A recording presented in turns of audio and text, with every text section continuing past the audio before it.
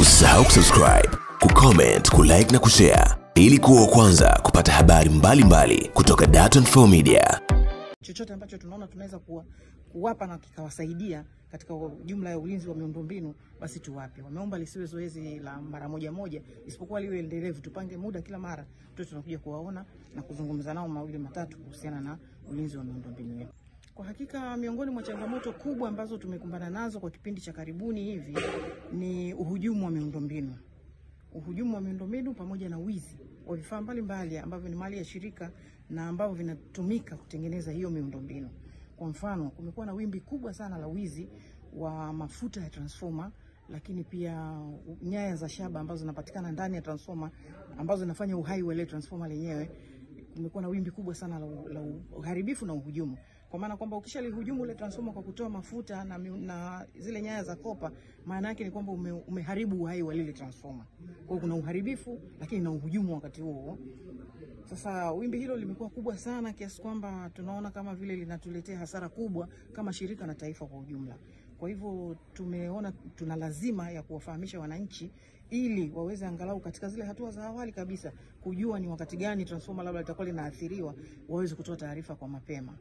Kwa mfano, wanamuona mtu anakuja anazunguka kwenye transformer au analigusa transformer, tumewapa wajibu wa kuwa na wanauliza, bwana wewe mwenzetu ni nani, umetoka wapi? Lakini si wananchi tu, hata wafanyakazi pia. Pale inapotokea kwamba kuna ulazima wa kwenda kwenye transformer kulihudumia kwa namna yoyote ile, ama kujaza mafuta au kulipima kwa kitu fulani, labda wanataka kujua linaendeleaje, basi ni vizuri wakapita kwa viongozi wa serikali za mitaa ambao wako eneo jirani na ile miundombinu, wawafahamishe ili tu kuweka hali ya usalama katika ile miundombinu. Isiwe tu mtu yoyote anatoka mahali popote anakuja pale na hawamuulizi.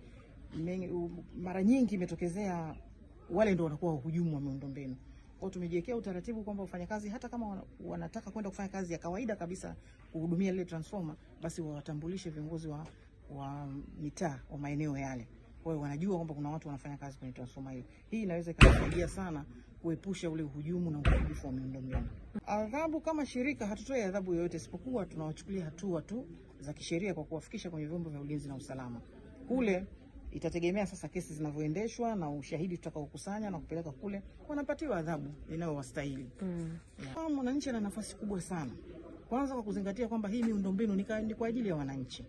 Wananchi ndio wanufaika wakubwa wa hii miundombinu. Ukiachilia mbali mambo ya labda serikali inafaidika na nini, labda maendeleo, uchumi na nini, lakini mwananchi mmoja ni wanufaika wakubwa wa hii miundombinu yetu. Kwa hiyo wana wajibu mkubwa pia wa kusaidia kulinda, kwa kuwa serikali haipo kila mahali. Tumeelekezwa kuhusu vishoka.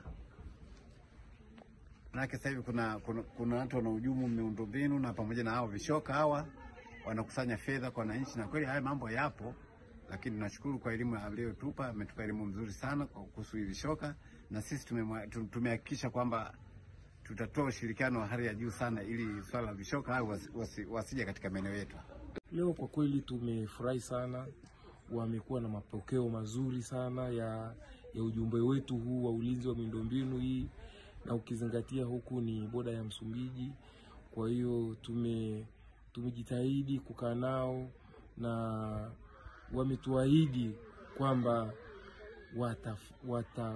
watashirikiana na sisi bega kwa bega kuhakikisha kwamba wanalinda miundombinu ya umeme kwa faida ya nchi na kwa faida yao wenyewe. Asante sana. Wito wako sasa? Wito wangu kwa wananchi ni kwamba tuilinde miundombinu hii ya umeme. Tunajua sasa hivi ina faida sana vijijini huku. Watu walikuwa wanaenda kusaga mbali mahindi yao. Tunajua huku tunategemea kilimo. Kwa hiyo sasa hivi hata wananchi wanakuambia hatutembee umbali mrefu katika kupata huduma hizi. Watu kwa kinyozi walikuwa wanaenda mpaka mjini, lakini sasa hivi huduma ziko hapa.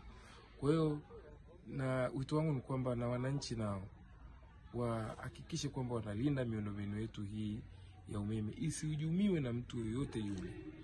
Usisahau kusubscribe, kucomment, kulike na kushare ili kuwa wa kwanza kupata habari mbalimbali kutoka Dar24 Media.